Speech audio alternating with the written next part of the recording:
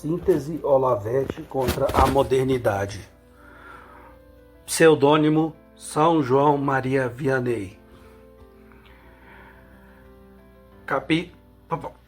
Parte 1. A redução do mundo ao eu. Gnoseologia e ontologia. Capítulo 1. O muro de Descartes. O cogito e o isolamento do sujeito. Tópico 1. As consequências gnoseológicas da alma solitária. Subtópico 1.1. O divórcio entre lógica e ontologia. A autonomia do discurso e o abandono do ser. A instalação do sujeito na, aspas, alma solitária, fecha aspas, por intermédio do cogito cartesiano, não foi um evento circunscrito à psicologia ou à biografia de Descartes, mas uma mutação estrutural na própria arquitetura do conhecimento ocidental. A consequência mais devastadora e profunda dessa mutação, como Olavo de Carvalho demonstra exaustivamente na série Ser e Conhecer e nas lições sobre a necrose de simbolismo no curso online de filosofia, é o divórcio definitivo entre a lógica e a ontologia. Para compreendermos a gravidade deste hiato, precisamos contrastá-lo com a visão clássica que Olavo resgata. Para Aristóteles e para a escolástica, as leis da lógica não eram meras regras de trânsito mental ou convenções linguísticas, mas a expressão das leis do próprio ser. O princípio de identidade ou o princípio de não contradição eram, antes de mais, propriedades da realidade objetiva que a mente reconhecia e às quais se submetia docilmente. Com a modernidade, o eixo desloca-se. Ao fundar a certeza na autoconsciência do pensamento, ego cogito, Descartes retira a lógica o seu fundamento ontológico.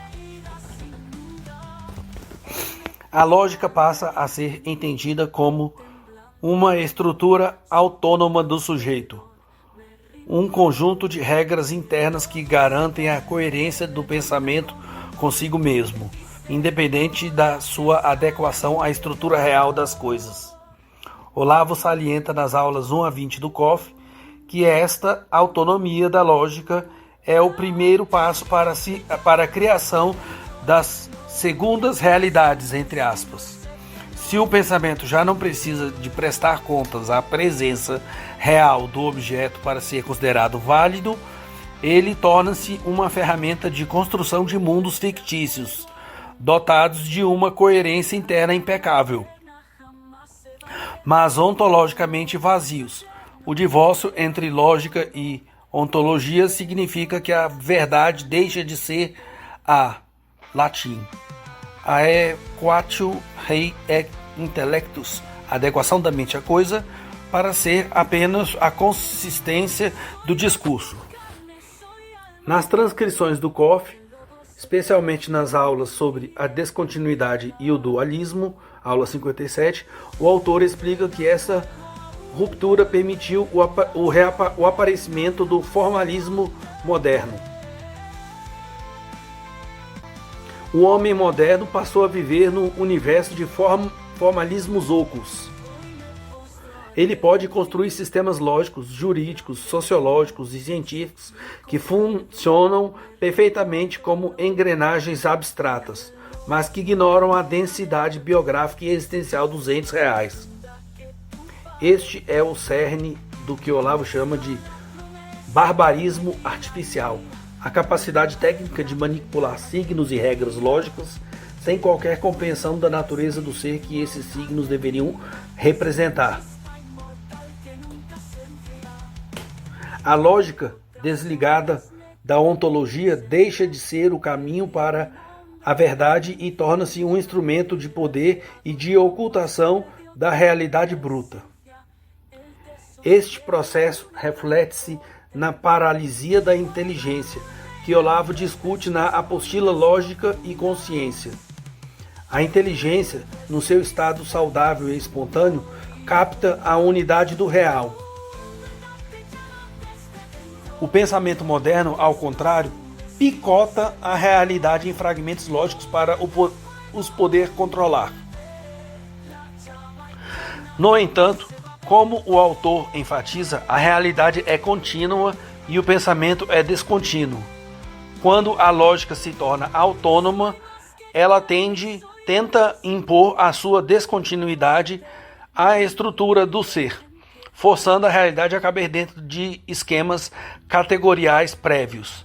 Esta inversão, onde o ser deve conformar-se à lógica e não o contrário, é a raiz de toda a desorientação gnoseológica contemporânea. O intelectual moderno, instalado no seu gabinete cartesiano, percebeu a capacidade de perceber o que as coisas são, restando-lhe apenas a capacidade de falar sobre como elas aparecem nos seus sistemas de regras.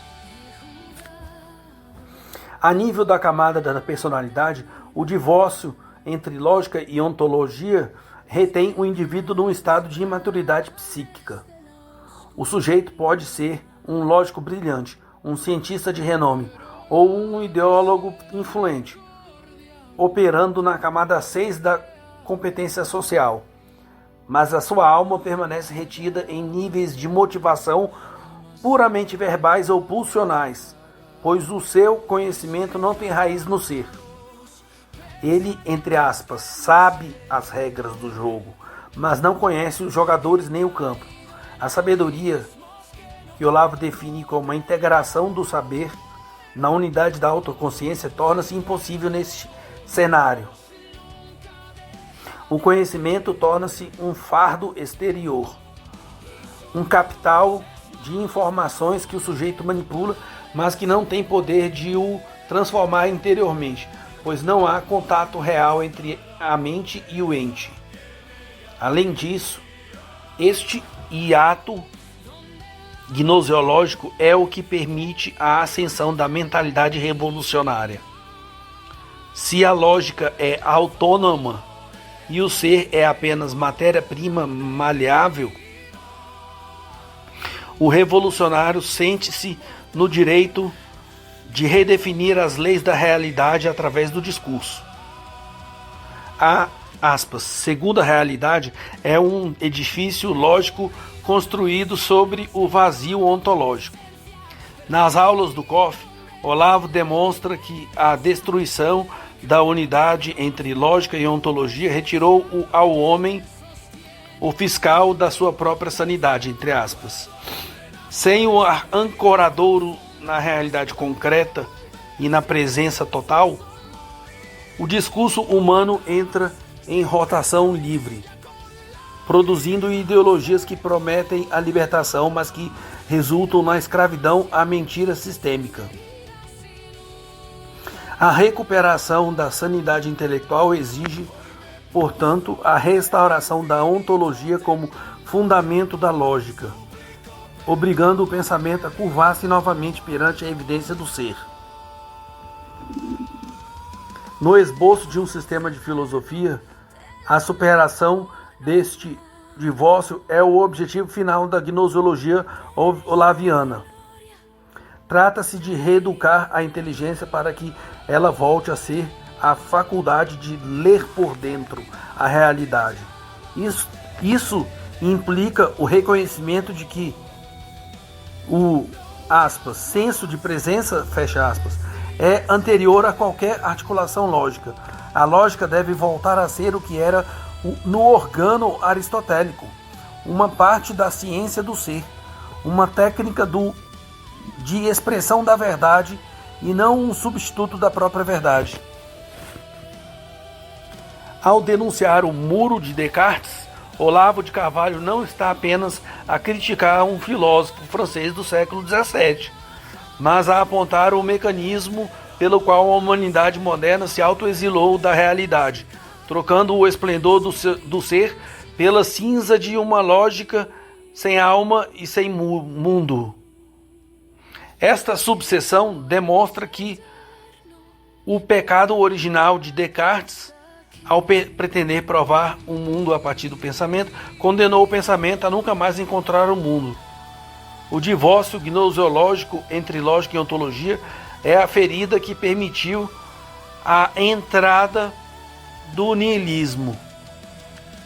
O resgate da vida intelectual exige que o sujeito derrube este muro, reconhecendo que a primeira certeza não é o eu penso, mas a presença avassaladora do ser, que se impõe à inteligência antes mesmo de qualquer palavra ser pronunciada.